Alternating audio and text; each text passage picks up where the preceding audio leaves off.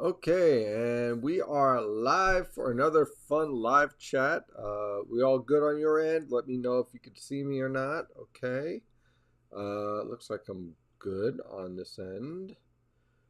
Honey, am I good on your end? Okay, all right. So we're good. I always get nervous starting that up, but you guys already know that you've been following along long enough. So the GFS has decided to make the Super Bowl weekend very interesting.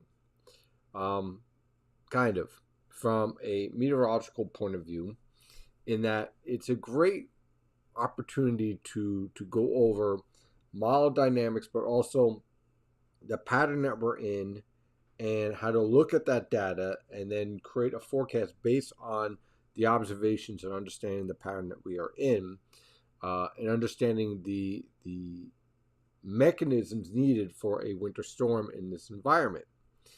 And it's also a great lesson on why you do not make snow maps 5 days out.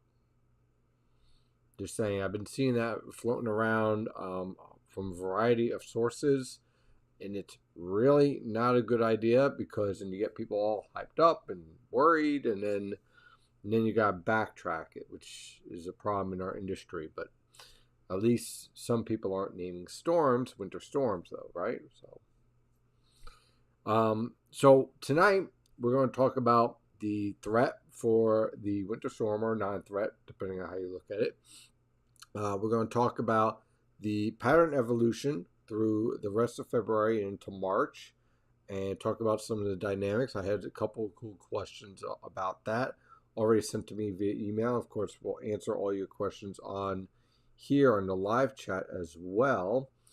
And of course, take all your other questions and whatnot for whatever you might be considering. Also, I want to touch on, look, I know we're coming close to the end of winter, and some of you are new that you weren't around during the summer, which I totally get because it's summer. You're out to the beach, you want the sun, you don't really care about what's going on with the weather. But um, during the spring and summer months, and partially the fall too, the chat shifts away from winter storms, obviously, to a lot of discussions about any questions you might have, a lot of discussions on the latest research in meteorology, education in terms of tips for young meteorologists, and the books I like to read, and the newest documents that have come out, newest research that's come out, and also answering your questions, past storms, whatnot. And so if you have a suggestion, especially once we get to March and April, about a topic to talk about, definitely send it over. We'll check it out, research it, and have a nice chat about it. But that's what we'll be going forward um, once we get done with our winter storm threat. So now let's talk about our winter storm threat or non-threat, depending on how you see it. Now, I start off with this map here. This is our radar and surface map from WeatherTap, excellent source for weather data. So what we're seeing here, why is this important? Well, this shows us how active our polar jet stream is in terms of the short waves. One short wave after the other is marching away around our upper level low, our polar vortex, and swinging through the region. So we know, based on this, that we have a very active pattern. And you can see it very nicely here on the water vapor satellite picture. There's our polar vortex in the troposphere. There's our short waves rotating around. There's our suppressed subtropical jet stream down here. So it's an active pattern. And you can see that very nicely here on the wind pattern here. This is at 500 millibars. Okay. We'll increase it to HD. Okay, that way you can really get a good look at this. This is pretty impressive in that you can see all the little kinks here. These are little short waves. So this pattern is chock full of short waves. But what it doesn't have is any real blocking. This upper level low is marching its way across the Atlantic. Other than that, you have a pretty strong flow from the southeast coast of America to the coast of England and Ireland. So that's pretty progressive. So there's nothing to slow these short waves down. The only thing that can lead to an amplification enough to cause a major winter storm is if this ridge right here amplifies at just the right time in just the right way to force the short waves to phase. Now, we've seen that with one storm. It's our largest storm of the winter, really. The question is, can it happen again? Potentially, yeah, it could happen again. But understand why that storm is so special is because literally everything about that storm came together at just the right time. I'm watching the Olympics now, and if you want to compare it to a figure skating, basically this would be, what do they call it, a triple Lutz, right? Where you have to have everything line up just right in order to get the desired result if you are a big snow fan. So that's what this pattern just tells me. Just looking at what are we dealing with before we even look at the models and all that stuff, what type of pattern are we dealing with? We're dealing with a pattern that is progressive, fast, no blocking in the Atlantic. Everything hinges on this ridge locking into place at just the right time, at just the right location to allow for enough amplification to allow for short waves in the Tennessee River Valley to all phase. Now, the GFS is producing, at least on the 12Z guidance and some of the guidance before that, produce a situation where all the short waves phase at just the right time. The European model guidance also produced this about 2-3 days ago, the same type of solution. I said the same thing about the European as I'm saying about the GFS now. You have to have a perfect phase situation, perfect combination, okay, kind of like Transformers, right? They all have to come together in order to set up this storm. So that's why I'm very skeptical, because this pattern, well, first of all, what I would change with this pattern, obviously I would like a negative NAO, but that's not happening. So I'd want to have this ridge here at least a little bit closer to Montana to set up this threat. And you see how this jet streak here is kind of flattening out the ridge? These little details matter. This is a sign here that as this ridge shifts towards Montana, it isn't able to spike. It isn't able to amplify because of this strong jet streak here. And guess what? That's supported by this strong jet streak out here. So it's these little details in the pattern, these little small, minute details that you won't see on the surface map and the model guidance. You won't even see it on the 500 millibar maps on the model guidance, but you will see it in the observations that will make a difference in generating your forecast. And these are the things I stare at 3 o'clock in the morning when I'm forecasting. So let's take a look at the model guidance. This is the European up here. I'm waiting for everything to load. We'll get there in a minute. Okay. Then we got the, let's see, actually hold it 1 second. This is what I want to use. Okay, this is the European, this is the GFS from 12Z, and this is the 18Z GFS. The 18Z GFS pulled a Charlie Brown, the one where Lucy pulls the football away, because it basically produced a swing and a miss.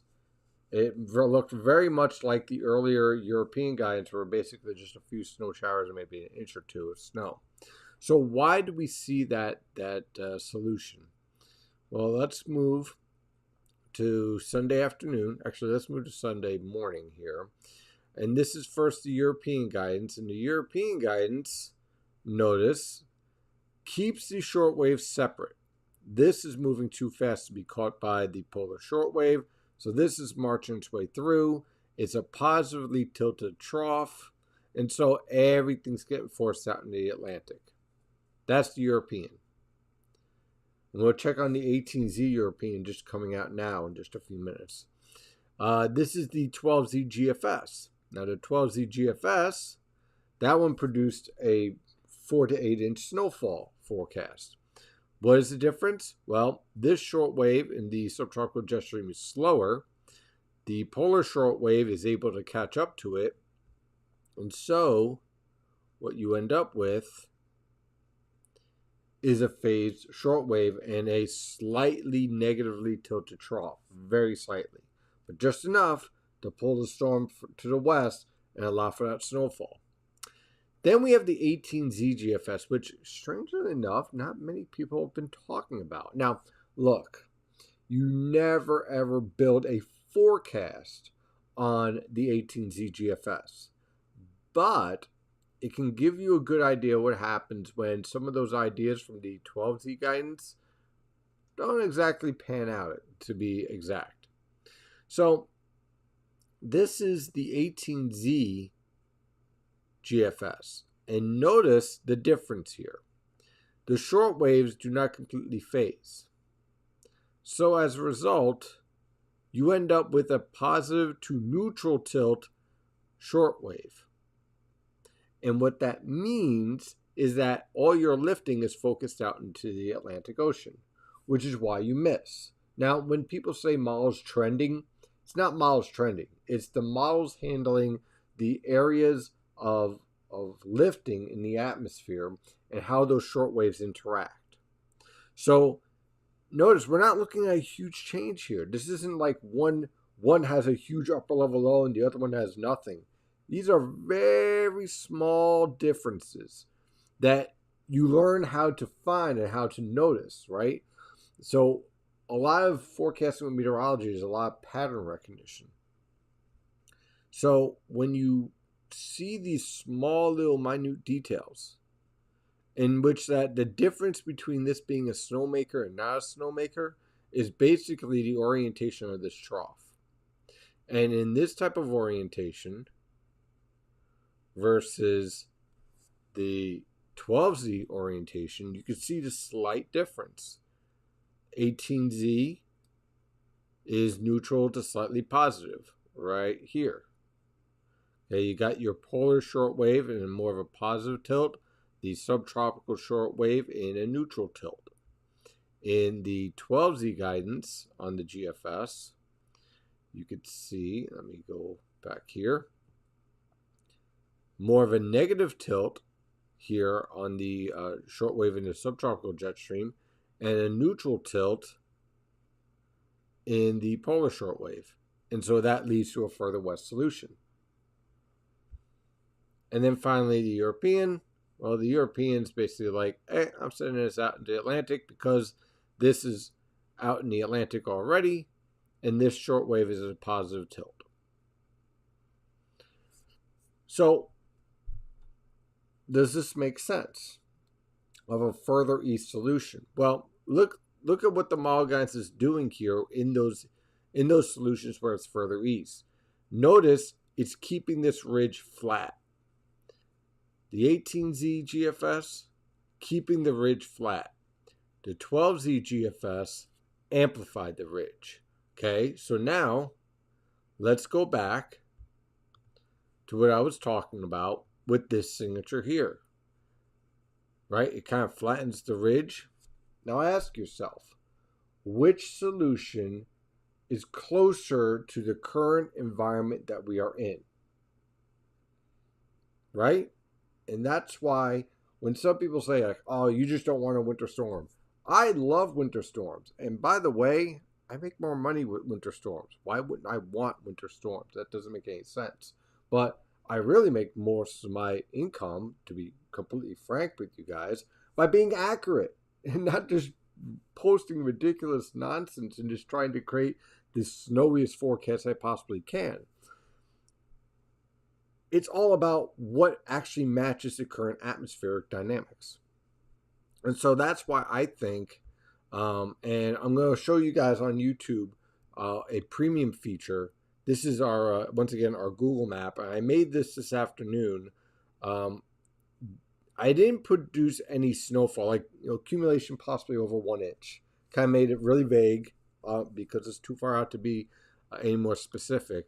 But if I'm looking for accumulating snow, it's going to be over southern New Jersey, Delmarva Peninsula, south side of Long Island, and the Cape.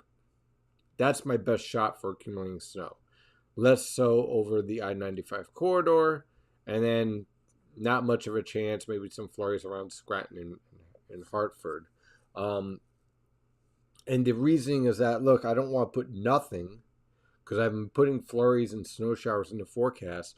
But if I'm looking for accumulating snowfall, this is where I'm looking. And then we can create the finer details thereafter. Now, the next question is, what about the rest of February? Well, you know what? Let me start off first and just talk about the transport here that we've been watching all winter long. We have had a pretty good support here of strong EPV transport from the troposphere to the stratosphere to knock loose our polar vortex and to kind of warp it, to stretch it, right? We still have somewhat of that support, but notice the vectors here are getting weaker and weaker as we move on through the winter. And as we head into February, they've become significantly weaker. They haven't been this weak since the early part of January, when everyone was wondering whether winter was canceled. And then you can go back after that to November, right? So what does this tell me? Well, when I'm taking a look at the observations here, i.e., this is the 10 millibar temperature anomalies here. If I'm looking for a disruption in the polar vortex, which would keep our winter rocking and rolling, then this would have to all warm up. And there is literally no sign of that happening. So we can scrap that idea. You have a very cold stratosphere here, driven by our active sun. And that typically means that our polar vortex is going to remain strong. So let's see. We'll use the GFS ensembles at 50 millibars. That's usually an okay analysis here. And we'll do 12Z on that. And you can see, yeah, there's some stretching, but it's nowhere near what we were seeing in January. And it consolidates pretty quickly. So what does this tell us about the polar jet stream? It tells us that more likely we're going to see a polar jet stream that is going to at times feature a trough in the east, but it's not going to be able to be sustained. Less so than what we saw in January. So you might get 2 or 3 days of cold weather, and then we pop right back into mild conditions. Then we look at the tropical forcing here, and no matter what model guidance you use, it goes from a phase 2-3, which is a cold phase, relatively, into a phase 4 and 5. The CFS is showing that. The GFS model guidance is showing that. The European guidance is starting to show that. The extended European guidance is showing that. So what does this tell us about tropical forcing? Well, it means our southeast ridge is popping back in.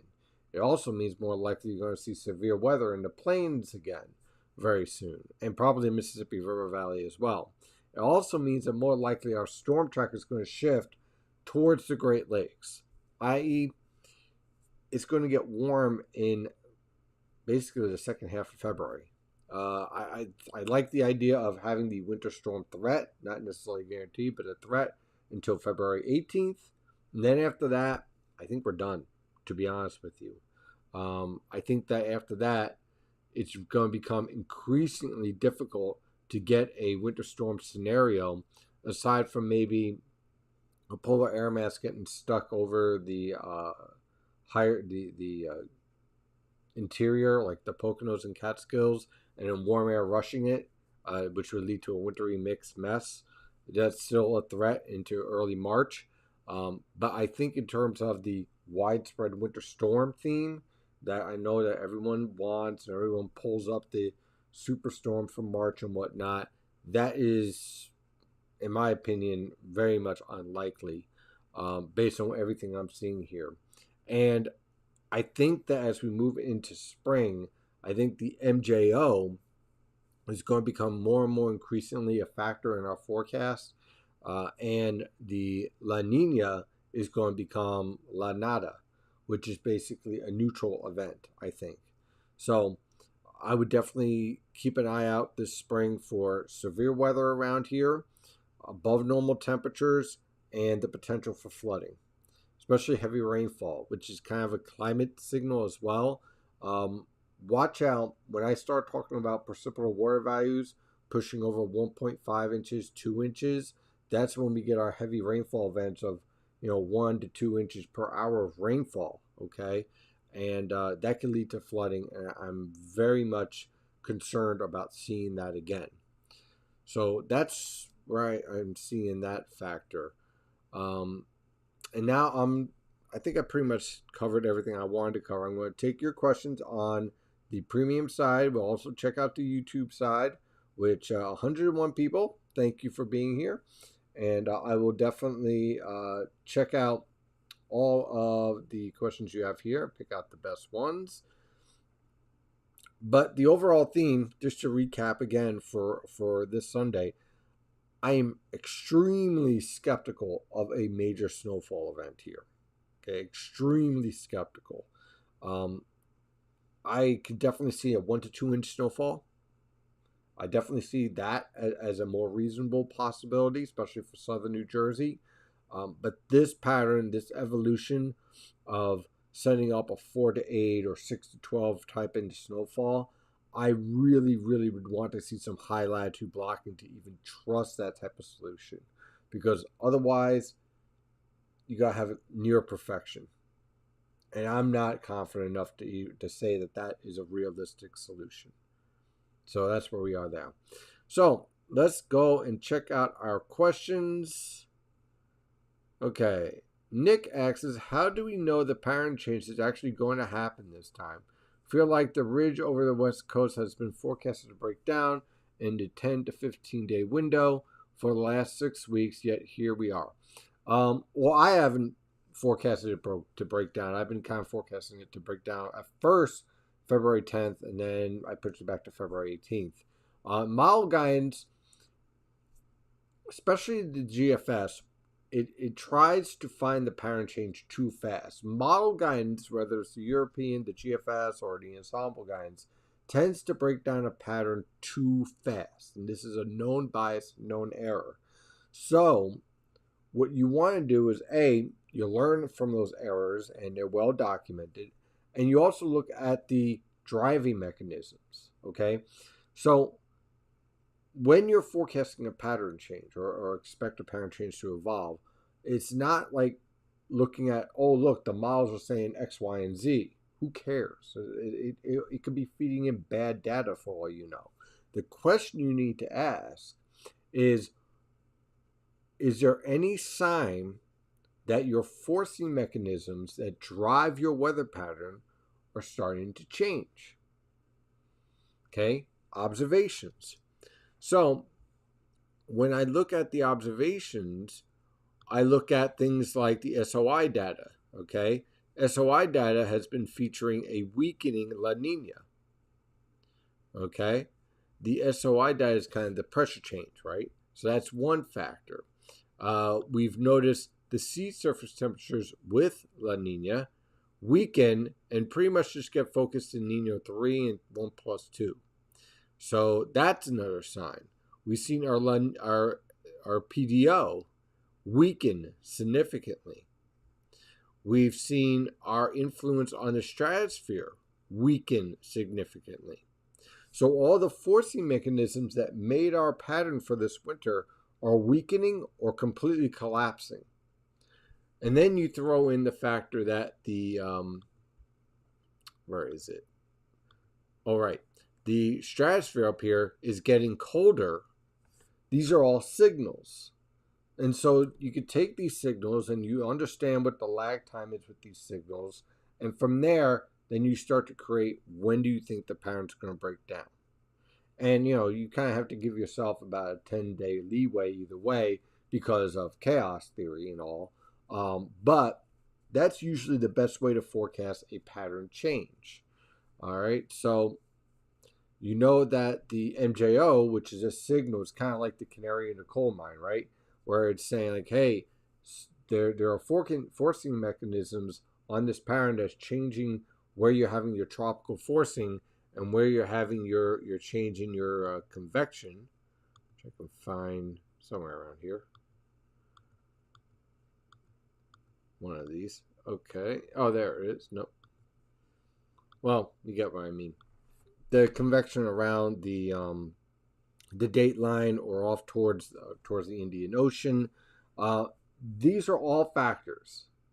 So I don't really worry about what the models are saying, because if I did, I'd be wrong about this entire winter. So I didn't base it on model guidance. I based it on the observations and then took the models as a way of a buffer for myself to kind of give me the roadway of which way to go, right? And then go from there.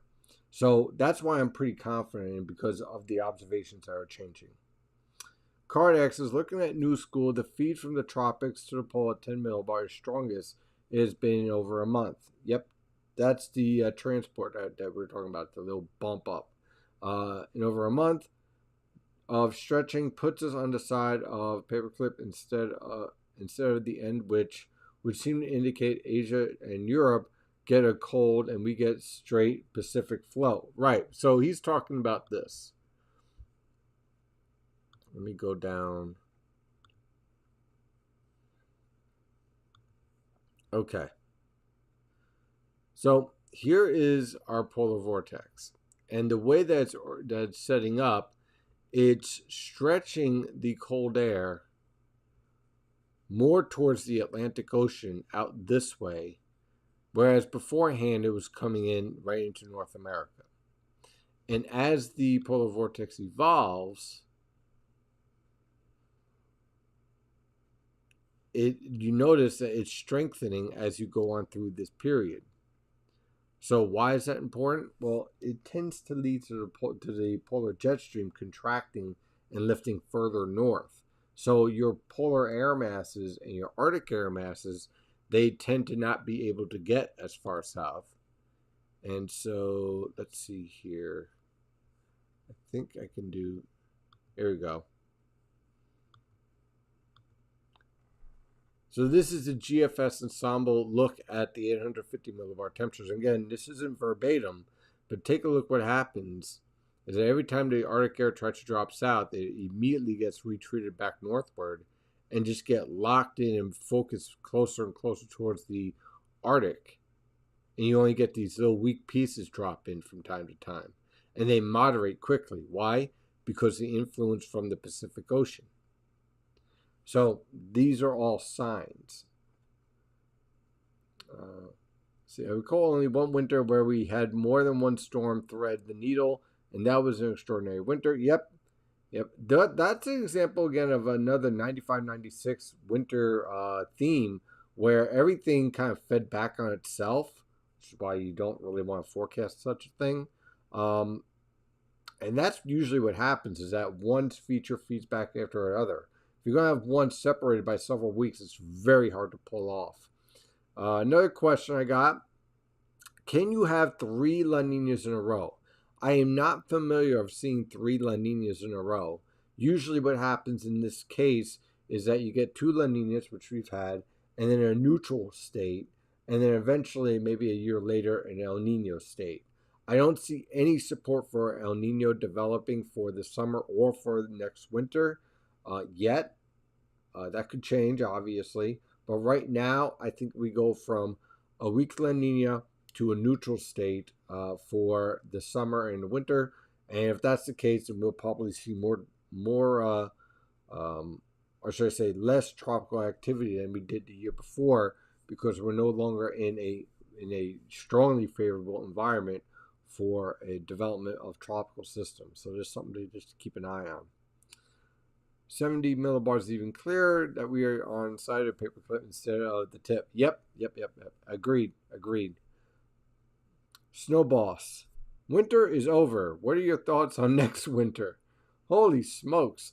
Are we going to be in a weak El Nino? Can't be any worse than my paltry 8.9 inches, fourth lowest snowfall total in history in Lehigh River Valley. First of all, I am legitimately shocked that you guys did not get more snowfall this winter. Typically in La Nina winters, the Lehigh River Valley, the Poconos, the Catskills, you guys usually clean up, and it's the coast that usually has trouble with getting to near normal snowfall. They got above normal snowfall this year as the storms are focused along the coastal plain. Now, some of that I have to wonder whether that is part of the influence with our urban heat island effect and enhancing the mesoscale banding on the coastal plain. It's something that has to be researched, because I think that's going to tell you more about what's going on with our winters than anything else. Because the storms themselves are not stronger. They're not. But the mesoscale banding, that is something that I've noticed a significant uptick, and I think that's what has driven a lot of the heavy snowfall events on the coastal plain. My thoughts for next winter, there's so many factors that would go into a winter forecast that I wouldn't even hazard to guess. But I will say that in terms of tropical forcing, you're more likely to have to deal more with the MJO states than the El Nino Southern Oscillation states, I think, for next winter. Again, I don't have any data to suggest a weak El Nino, but I'll be keeping an eye on it. What has been the main factor in there being a lack of blocking in the Atlantic this year? That's a great question. I think that the way that the polar vortex oriented itself in terms of the stretching, it caused the polar vortex in the troposphere, that's at 500 millibars, to settle right around, actually here, let me pull it up. That'd be easier for me to explain. So basically, here, we'll do this. The stratospheric polar vortex, the tropospheric polar vortex, has been sitting right around here, northern Hudson Bay, and right around Greenland. When you have it set up here, it can act as a buffer to allow for perfect phasing, right? And slow down a storm just enough to allow for that perfect phasing or your pesky winter weather events, but it doesn't allow for a full slow down and block in the Atlantic. Why? Because when you have this upper level low here, you don't allow for the ridge over the Atlantic to build into Greenland. So you can't establish that negative NAO block. But this is a type of situation where, because of this feature, when it drops down further towards the central Hudson Bay, it allows for those short waves here to interact and cause mischief. Now, if this had gotten down to the southern Hudson Bay and right around Ontario, then you could have made a situation where you get a short wave out here to blow up in response to this, and then you have your heights built in, and then that would have led to a feedback pattern. But that never got established, and so therefore we didn't end up with a sustained negative NAO pattern. So really it comes down to the fact that this just did not drop far enough south to support that type of pattern evolution. Notice, though, we did get a pre-sustained block over the Pacific. So it was possible, it's just that the orientation was off by just a little bit, and that's what caused the difference. Spring and summer chats on severe weather and tropical season are great as well. Yeah, they're a lot of fun. We definitely go over all the tropics, severe weather, potential, taking a look at the mesoscale models, all that good stuff. Probably a better chance for lake effect flurries or squalls in the Poconos and Catskills after the trough passes through for this weekend. Yeah, I would agree. I definitely would agree with that. Do you expect flooding to be an issue in our area this spring and summer? I think that we're going to see a very active severe weather season for this summer. And I would not be surprised if we have some pretty significant rainfall events this summer, which I would be concerned about the baseball season with that, but I don't think they're going to be playing this year, if you get my drift. So I'm not too worried about that. But yeah, I would definitely watch. I would definitely prepare for flooding for this spring and summer. If we get a weak west-based El Nino next winter, what impacts would that have? Um, I want to make this very clear. I don't have any data to support that actual solution happening, but a weak west-based El Nino would increase the potential for your high latitude blocking climatology wise. It typically leads to an increase for more Miller A type storms coming out of the Gulf and swinging up the coastal plain. It supports colder air more likely to be focused over the northeast and southeast, and it typically supports more convective type storms, type winter storms. You're more likely to get slower moving storms, but again, we have to wait. There's a whole bunch of other factors besides just El Nino or La Nina or any other tropical forcing mechanism. Because you could have a weak west-based El Nino, but a very strong polar vortex, which then throws everything out of whack. How surprised would you be if this storm threat turns into a solid storm for coastal central southern New Jersey, like 6+ inches? I know who that is. I'd be very surprised. I mean, is it possible? Yes. But again, you would be talking about two perfectly phased storms in the year, which is incredibly rare. So I'd be very surprised, yes. Again, we'll be keeping an eye on it, but yeah, very surprised. It seems like the coast has been getting more snowfall than the interior this year. How often does that happen? You know, this kind of reminds me of a climate study that came out about 2 weeks ago, and I kind of had a debate with some of the authors behind this.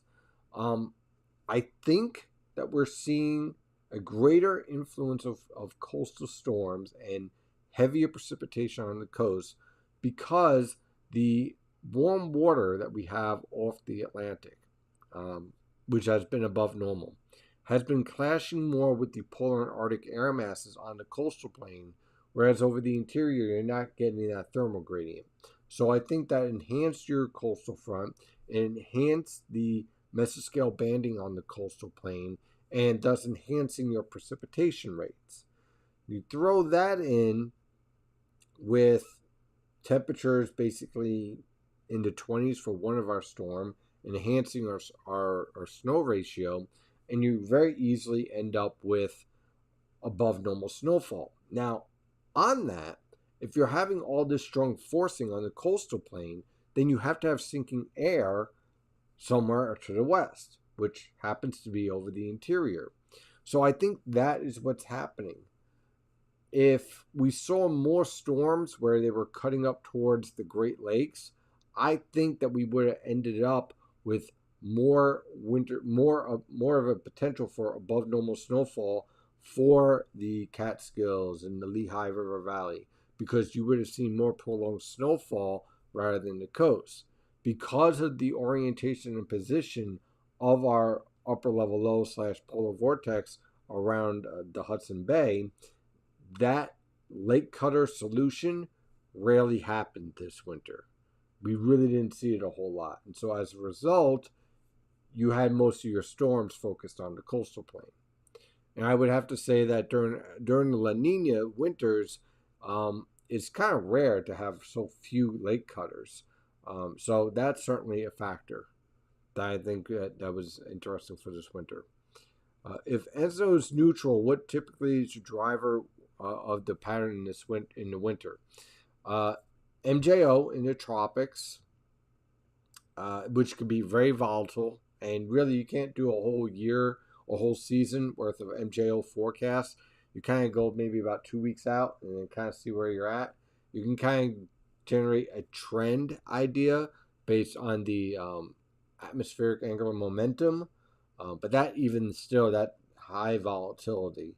So in terms of tropical forcing, you have a very high volatility in the forecast for that. It's actually easier when you have an El Nino or La Nina to create a seasonal forecast than just going with the MJO. With that being the case, you also want to keep an eye on the stratosphere and the QBO state and the activity of the sun. So those will also help drive your winter forecast. Let's take a look at YouTube, see what we got out here. Try to pull up the best question. Let's see. We're going to have a rain line with this problem. 12Z GFS West today, Euro 12Z East, 18Z East, 18Z goes West. Unbelievable. Well, what did the I didn't get a chance to take a look at the 18Z GFS. So, 18Z European. So let's pull up the 500 millibar vorticity, and it only goes out to 90 hours now. So let's see here. Okay, so right now the shortwave in the subtropical jet stream is sheared. The polar jet stream just trying to catch up to it. Still positive tilt on Sunday morning. So what does that look like at the surface?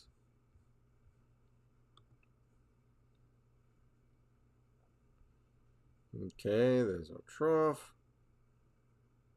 Okay, I see what it's trying to do.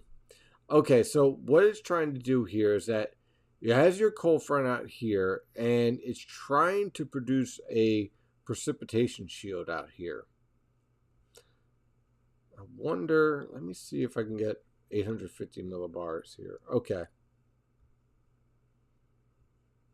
Okay, the surface on the European on 18Z is most likely crapola, okay? And the reason why is that you can look at the forcing mechanisms here. Look at the winds here. See how they're coming in from the west and west-southwest here? Everything's getting pulled off towards the Atlantic Ocean. Your best forcing is out here, right? So in this scenario, what you have to ask is whether the precipitation shield is actually going to be able to establish itself with dry air transport likely coming in behind this trough. So that's very difficult to pull off, which we already know about. Remember the previous little event where everyone was getting very excited about Arctic cold front and freezing rain, and then it ended up being nowhere near what was being forecast, especially the freezing rain in many locations, especially on the coastal plain. Why? Because the cold air took longer to come in. So remember, the day before this event, you're talking about temperatures in the 50s and 60s. So now you're trying to pull the cold air in, cool the boundary layer, and set up a thermal gradient that's going to allow for this type of lifting to take place. If all that doesn't take place, then this is very weak. And that precipitation shield that's showing up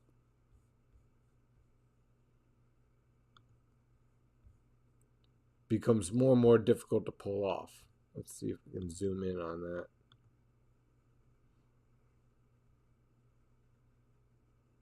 So my bet is that nothing really trended west or east. The models are trying to figure out what to do in this scenario here. The one common denominator is that this low pressure system is incredibly weak. You're talking about what, like a 10, 18 millibar low? This is not a strong storm. And look how it's stretched out like this. This tells me that any precipitation shield that sets up most likely is going to be disorganized and stretched out. And notice you have your heaviest precipitation just off the coast. And this is probably very fleeting. So let's see what it actually tries to produce in terms of a snowfall map. Just for the fun of it. Let's see here. 18Z, 90 hours out. And again, you do not take this verbatim. But all of that activity leads to, again, this is not assuming any adjustments to the boundary layer dynamics, timing of the precipitation, but you're talking about a whopping 1 to 2 inches of snow. Maybe. That's it. And notice, like I said, all your best forcing is off the coast. So there you have it. Not exactly something that makes me quake in my boots or anything of that nature. Let's see, I'm going to try to find some good questions on YouTube.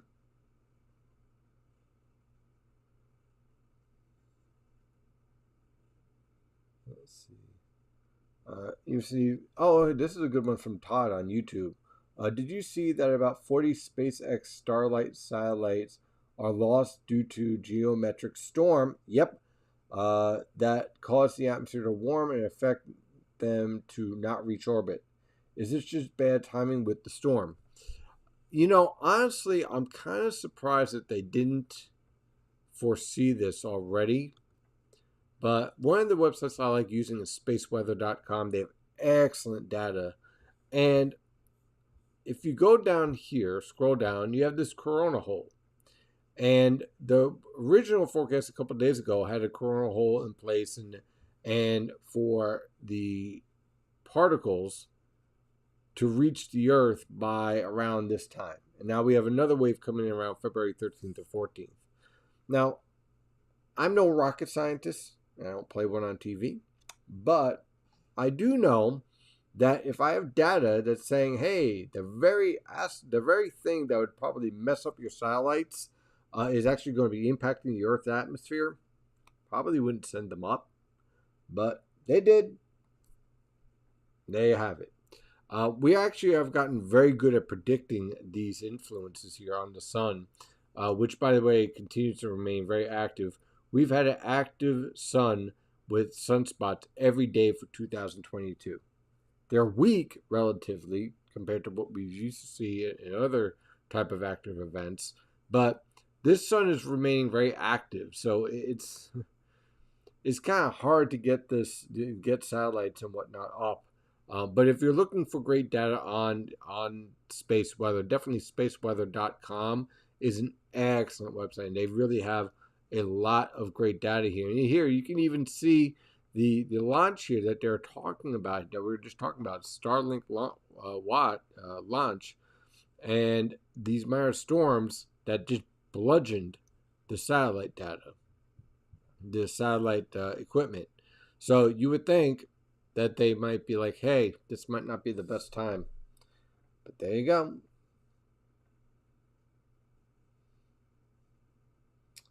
Somebody's very upset that I gave an idea about the storm because it's Wednesday evening. No, that's Oh.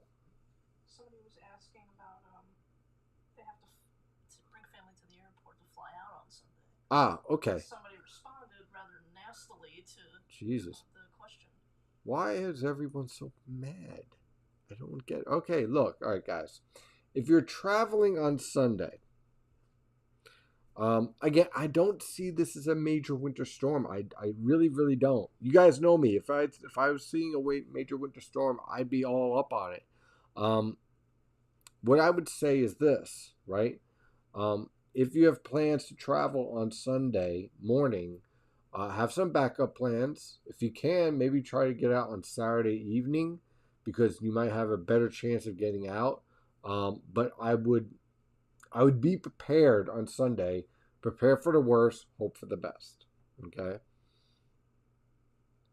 We got a big one in Monmouth County now. Bring in sustained warmth. January was too cold. Yeah, I understand that. What are my Super Bowl predictions? A giant sinkhole. No, just kidding. Hmm. You said you were hoping for a good Yeah. game. Good game. Definitely a good game. I wouldn't mind if the Bengals won. Because, all right, three reasons. One, they built their team the right way. Two, they haven't won anything since the 80s. I mean, geez. And three, I'm an AFC guy, so I'll pull for the Bengals. But the most important thing I will be pulling for is my pigs in the blanket and my wings that we have ordered. So we're catering in. So That is what I'll be pulling for. But yeah, good game. Let's see. Could the energy phase give us a bigger storm? No, because of the state of the high latitude blocking. All right, and back to the premium chat here. Let's see. At 500 and 250 millibars, the ridge is just so much flatter at the top than the one a couple of weeks ago. Yes, and that's the major difference. The flatness of that ridge, it caps your potential. See, the storm in January that produced all of our snow, really a whole season's worth of snow in many locations, that was all driven on the fact that the ridge in the west was so amplified that it caused the trough in the east to become amplified and tilt into a negative state. The more that the ridge was able to pop or become amplified, the stronger the storm would be. That was the whole basis of the forecast. In this scenario, we have a limiting factor already built into the forecast. And so as a result, with that flat ridge, it doesn't allow for the trough in the east to pop or to go into a negative tilt. And so that's why we're seeing what we're seeing, where the storm just isn't as impressive. Okay, so we got 9 minutes left, and then we will shut it down. So if you got any more questions, definitely drop them in there. In the meantime, I'm also going to just let you know that next week we're going to start focusing on a lot more spring and summer stuff. So if you have questions about that, definitely drop them in for next week. If drop an email. But I have some thoughts in the spring that some of you might like, some of you might not. But I think I have a pretty good idea of what to expect, and we'll be updating those ideas on the live chat and kind of go over some of those. So let's see. Okay, new season of Westworld this year, so I'm expecting Westworld season 4 teaser during the Super Bowl. Okay. No, what I'm looking forward to is a Godzilla teaser, because that's supposed to be on Apple. So, fingers crossed. What are your predictions for the summer? That's going to be next week. We'll talk about that next week.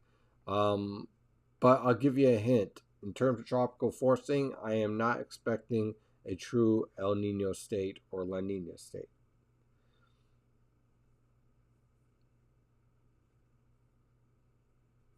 So let's see here. So in terms of snowfall potential for this weekend, I think, honestly, based on everything I'm seeing, I think we'll struggle to break 2 inches. That's my honest opinion right now. Unless we see a perfect phase, I think we struggle to see 2 inches out of this, period. And that's honestly what I'm thinking right now. It's a trace to 2-inch nuisance event, and that's pretty much about it. That's honestly what I see right now. Could it be worse? Obviously, we'll be keeping an eye on it. Good spring thunderstorm forecast for 2022, please. We'll work on it. We have a lot to talk about on that, definitely. Are they working on the next Godzilla movie? Not the movie, but they're going to do a kind of a series based on what was going on between 2014 and 2019. So I'm very interested in that. I wonder if they'll bring in Baron and a couple of monsters. We'll see. I'm a big Toho movie monster junkie, so we'll see what they actually produce. Hopefully no bad storms in the spring. Yeah. We're actually going to touch on a lot about the mesoscale dynamics, especially as we go on through the spring and summer. Because one thing I'm very interested in is the evolution of where our severe thunderstorms tend to start to focus themselves, especially around the Delaware River Valley, portions of northern Monmouth County, northwestern New Jersey at times, depending on the wind direction. There's a lot of small microscale factors that are driving our severe weather events. And I think that our enhancement of the urban heat island is leading to more mesocyclones, which is increasing our tornado potential in the northern mid-Atlantic, specifically between Philadelphia and New York City.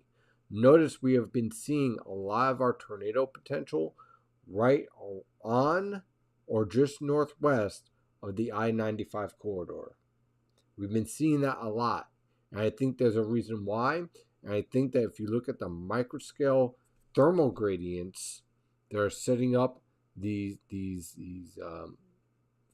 area of frontogenesis in these zones, I think that's that's been leading to more tornadoes and more active weather. Just a theory I have, which I'll be checking out to see whether it's true as we go on through the summer.